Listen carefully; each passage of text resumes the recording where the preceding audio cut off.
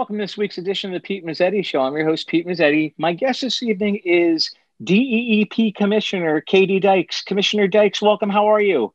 Thank you so much. I'm well. It's great to be with you, Pete. Well, thanks for stopping down. Commissioner Dykes, tell us a little bit about yourself. Well, I am really privileged to get to serve in the Lamont administration and head up the best agency on the planet. Because our mission is to protect the planet. As an merged agency, we cover everything from helping to get offshore wind projects built to helping to provide for excellent opportunities for people to get outside and enjoy over 120 different parks across our state. We do everything in between, clean energy, protecting the environment, supporting natural resources, and of course, outdoor recreation. And it's just the best mission ever. And I'm so privileged to get to be a part of serving the team and serving the people of Connecticut. How long have you been commissioner? I have been commissioner since, let's see, it's almost coming up on 2 years. All right. Although I feel like this last year, it feels like, 3 years, right? The last year doesn't count. In COVID years, I think it's more like 10, but exactly. But 2 years officially, and it's about. I've served in the state of Connecticut in various roles since 2012, and then prior to that, I was part of the Obama administration for 2.5 years, working on energy and environmental policy down in Washington. And but I went to school at Yale in New Haven. I've spent more of my life in Connecticut than anywhere else. I love the state. It's a great place to live and raise a family. I've got 3 little kids, and you may hear a little background noise. That's okay. I apologize for that in advance. That's okay. But so it's actually you and I have a mutual friend. I understand that we do. We do, and that would be Eric Hammerling from the Connecticut Forest and Park Association. Well, I am a super fan of Eric Hammerling's, and for folks who may not be familiar with Eric and with the tremendous work of the Connecticut Forest and Parks Association, they are like our guardian angels. They provide so much support and in so many different ways for all the great outdoor recreation. The special places around the state that we have for folks to get out and enjoy nature, and support the blue trails and lots of hiking opportunities all around the state. And they help to, engage communities and legislators to talk about the importance of outdoor recreation for our state and for families in our state. And but Eric is a really special person, and I love working with him. Eric's a really good guy. As my director back at the studio, Chris Morgan, can attest, Eric's a regular with us. Oh, that's great. That's great. Yeah, Eric's a regular with us. So, Commissioner, I was wondering if we can talk about the solid waste crisis. Yes. Well, I hate to be the purveyor of doom and gloom, but, okay. Folks, because I know we're feeling a little crisis fatigue lately with coronavirus and everything. But, Absolutely. Pete, I think it's so important for the people of Connecticut to know what's going on. I mean, when you wheel your trash bin out to the corner, or out to the sidewalk every week, or drop off at the transfer station, it may seem like everything is just sort of normal. Right. Status quo is what we always do. But in reality, a lot of mayors and first selectmen, a lot of communities around the state are facing a real crunch because many of the places that we have relied on for disposing of our municipal solid waste for the last couple of decades are becoming unavailable. And we have, about like 3 decades ago, folks came together to help build a lot of waste to energy facilities in the state. As a way to have an alternative for disposal, so we could close a lot of landfills, municipal landfills that were around the state. And those waste energy facilities, many of them are aging, and they need some investment and refurbishment. Here's one of my coworkers right now. Like, oh my goodness. You're good. That's fine. Just one moment. I'm so sorry. Sure. No problem. Sorry about that. That's okay.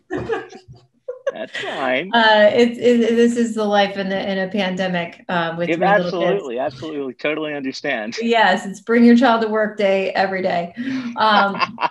But in any case, so a lot of those waste energy facilities are aging, and the cost of operating them is increasing, and that means that the cost of sending our waste to those facilities is increasing. That's what towns have to pay, and so we also see facilities like the Mira facility in Hartford, another waste energy facility. You probably see it if you drive up I-91.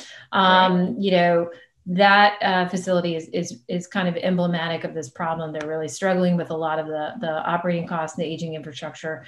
And if that facility shuts down, it was handling about 35% of the waste in Connecticut. So where is all that waste going to go? Well, some municipalities are choosing to send it to landfills that are located outside of Connecticut. But the space that's available in those landfills, they're starting to fill up. And we expect about 40% of the landfills in the Northeast are going to close or become available by 2026. And so the amount of landfilling that we've done over the last couple of years, like in 2013, the state exported about 63,000 tons per year.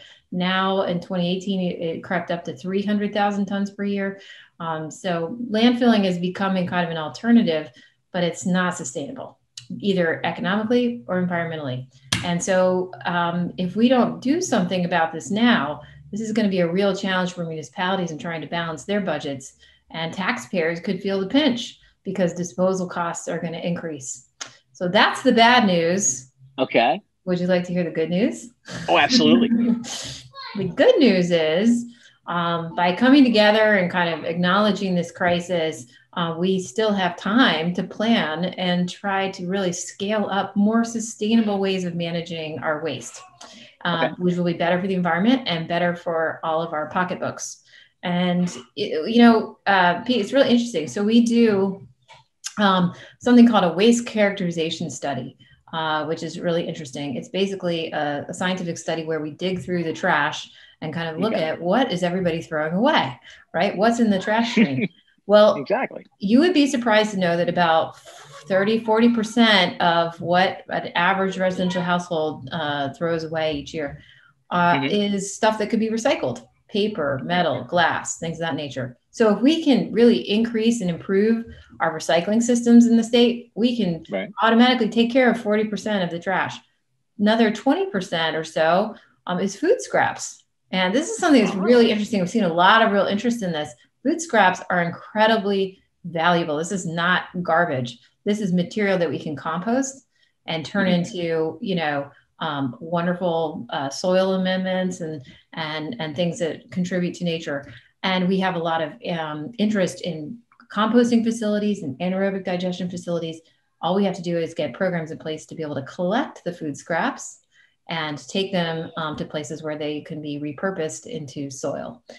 So that's another 20% of the waste stream, plus another 15% or so that's yard waste that's getting thrown in the trash. Again, we can compost that. So there are many solutions that are available out there. They're proven. Lots of jurisdictions are using them already, and they can grow jobs here in the state if we can invest in recycling and organics collection programs and things that can pull that valuable material out of the waste stream and minimize the amount of waste that we are going to be landfilling or disposing of in waste energy facilities. So that's what we're working on together with 74 towns across the state. Nice. You guys are a very, very busy organization. Oh, we are. You guys are busy agency. Let's see what else. How about the social and economic benefits and record use of the outdoor recreation resources? Yes. So Pete, this is one of the best news stories of this pandemic, to be honest. I mean, I get emotional kind of talking about it. Back in March, when the shutdown was starting, the stay at home, stay safe measures were being put in place. The question came of whether it was safe and whether we could keep to let people to continue to use the state parks, whether we could keep the state parks open. And I still remember sitting on my back steps, like, talking to the governor. I got a call from the governor about what are we going to do? And he said, he's an avid hiker. And he said, we've got to give people something that they can do. So many things are getting shut down. They have to have something that they can do. And so he was very strong about keeping the parks open. Other states like New Jersey, they shut down their state parks.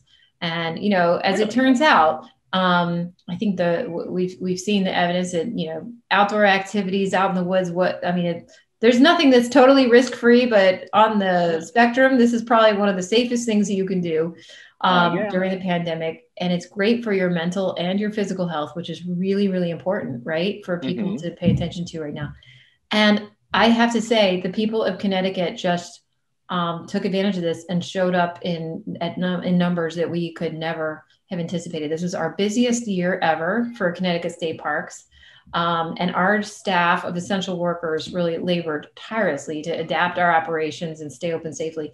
We saw the use of our trails have a 50% increase compared to 2019.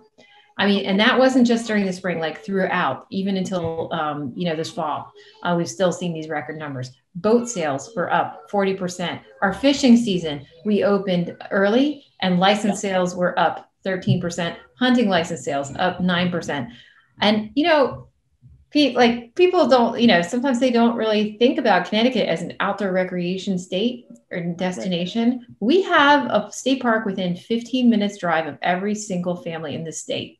And it's that accessibility and the proximity of these beautiful places that I think everyone rediscovered this summer. And I was so proud that Deep could be a part of that. I'm so proud of our staff who made that possible. And I'm also proud of a program called Passport to Parks. Have you heard of that program? Oh, absolutely. You have, because you're a super fan of Eric Hammerling. Okay, absolutely. But for anyone who doesn't know Eric Hammerling and doesn't know what Passport to Parks is, this is a program that came into place in 2017. And it basically, with a modest charge on your vehicle registration each year, it's about $5. That funding goes directly into supporting Connecticut's state parks. And it has enabled us to improve a lot of the services and the amenities that we provide at our parks. It also means that Connecticut residents get to come to all of our parks for free with no parking fees. We used to have charge parking fees at places like Hammonasset. We eliminated the parking fees for Connecticut residents, and the Passport to Parks program has been absolutely essential to help us serve the public in this incredibly extraordinary year. And so I'm really just thrilled that we were able to provide these great outdoor recreation resources for people during this challenging time. And like you said, people live about 15 minutes from a state park. Where I am on the shoreline. On one side of me, I have Hammonasset. On the other side of me, I have Rocky Neck. Rocky Neck. You're in a great spot. You're in a great spot. I've got them both. One of the things that we did this summer that was kind of fun, fun, I'll say. Fun, yeah, okay. Some of this was a slog, but we stepped up. We did a lot of innovative things, through this crisis. One thing we did was we created a website called What's Open Outdoors, where you can go to find real-time information about closures of parks, especially for the shoreline parks. So some of them were reaching capacity and closing earlier. And so this was a great resource that we provided. And, even with putting those lower capacity levels, that we've closed our parks more frequently, we still served more visitors this year than in prior years, even in Hammonasset, for example. Really? So that was really incredible to see. So, we're very fortunate in this state to have, a strong conservation ethic, that we've protected so many places. And now the fun challenge is with all these new visitors. I think these are going to be lifelong users of our parks. And so our challenge is to encourage people to think about discovering, those hidden gems, those parks that may not, be a little bit more, the ones that may be a little more off the beaten path. And that's the best way to kind of spread out and keep your social distance even when you're out on the trail is to find one of these more remote locations. So you can go to the hashtag CT Trails Less Travel, and that provides, you'll see on social media, a lot of folks have been tagging some of their favorite out of the way locations. And it's been fun for me and my family to try out some new places that we haven't been to before during this time. Something, you know, a little sunshine in the middle of exactly. Hanging out with Eric Hammerling and Pete Mezzetti at a park sometime next summer would be a good time too. Absolutely. It'd be great.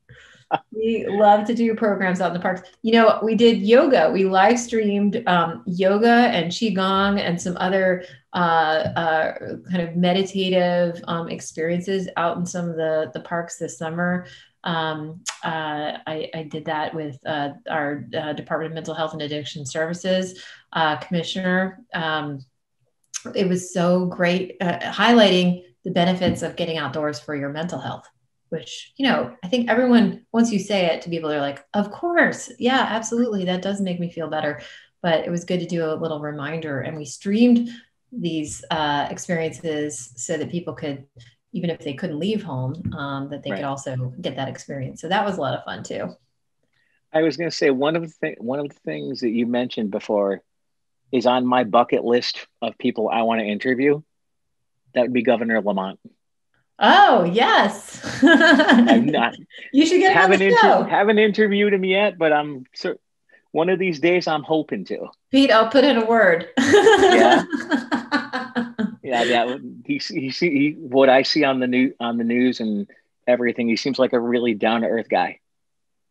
You know, I think that he has provided the kind of leadership that the state really needed during this time. And look, there's been some really tough calls that he's had to absolutely make, but I think he is who he is. I mean, what you see on TV is what he's like when, you know, we're briefing him on different topics or what have you. He's just a very, very like down to earth person. And he really believes in trying to do the best for the state. And it's been, again, just a privilege to get to serve in his administration.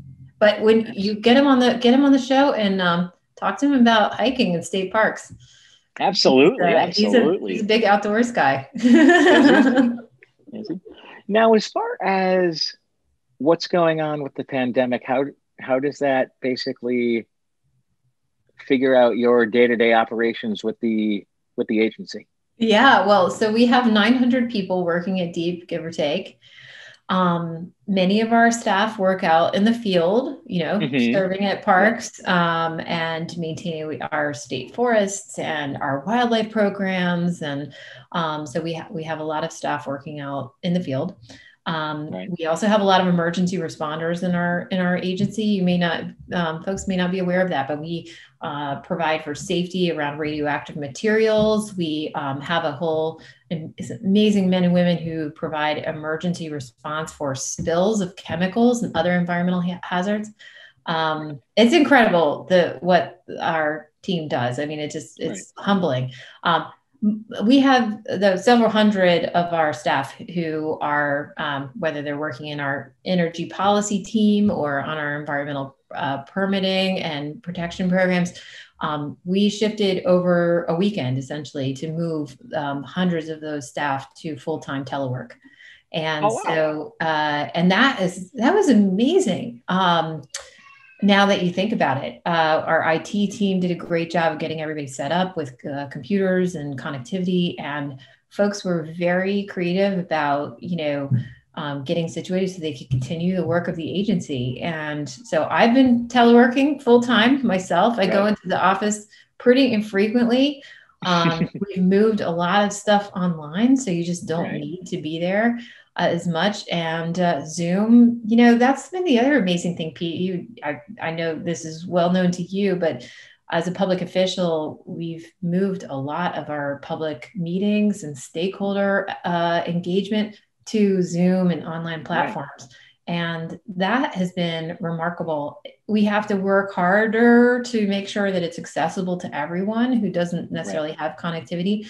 But I think we've learned how to use online engagement in new ways. And I think there's some benefits to it that might last after this pandemic. You know, you can record a meeting and post the recording, and folks can follow on at home without having to travel to Hartford. So we'll see how that lasts. But also, let's see how the legislative session's going to look. There's that too. Yes. Because we don't know. We don't. Actually, we had in the special session in September, you know, Deep was very engaged in the agenda there. There was a major bill on energy and ratepayer relief, and also a revamp of our the program that governs how we clean up contamination and contaminated sites around the state. And I thought the legislators did a really good job.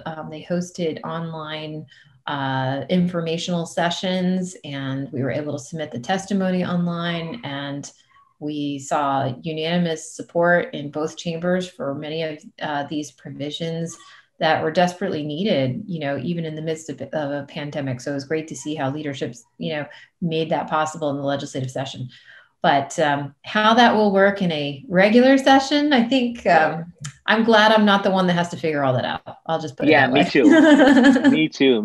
It's going to be very, very interesting. I believe it's the short session this year. This is the long session, the budget session. Oh, it is? Okay. Yes. So, yeah, but listen, this is the other thing too, is in the midst of a pandemic, we have urgent issues that need to be addressed in terms of economic recovery, protecting public health, addressing racial justice, environmental justice, and climate change. And so those issues are really pressing and urgent, and those continue even in the midst of a pandemic. So we're looking forward to engaging with legislators on ways that we can make progress on things like climate change in the upcoming legislative session, virtual or in person, or however it works. Exactly. Let's talk about climate change. We got a little bit more time left. Let's talk about the climate change aspect. Great. Well, climate change, I think, as folks are aware, it's an urgent existential threat that has to be tackled immediately. And unfortunately, you know, we're seeing more and more evidence that that climate change is accelerating, and we're seeing the impacts and the vulnerability of our state to those changes play out all around us.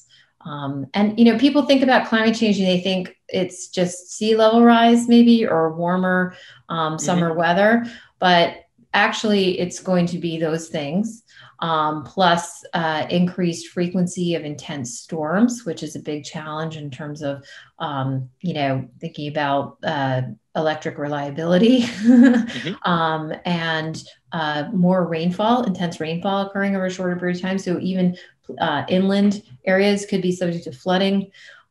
We see the impacts of climate change in invasive species that are impacting our forests. We're a heavily forested state. People don't often think about Connecticut that way, but a lot of our forests have been impacted by invasive species that are coming in and weakening the trees. So there's just a lot of different types of impacts we have to be prepared for. Last year, Governor Lamont reconvened and kind of reformulated a governor's council on climate change to come up with the best recommendations for strategies that we can take up as a state, both to do our part to help reduce carbon emissions, as well as to better protect our state and our infrastructure and our citizens from the impacts of climate change. And so that's another amazing example, Pete, of like, while the pandemic has been going on, we would otherwise normally be having lots and lots of public meetings about this with the council. And all those meetings have been happening through Zoom.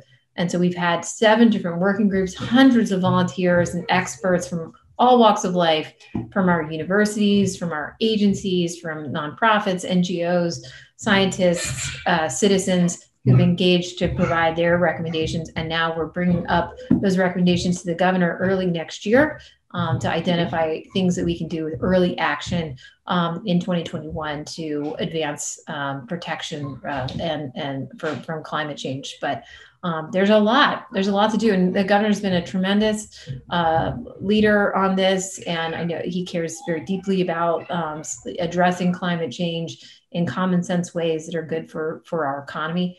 And we've got a lot of work to do, to be honest. Absolutely. If people want more, and we're about to run out of time, but before we do, if people want more information on DEEP, where can they go? Well, you can always check out our website at ct.gov/deep.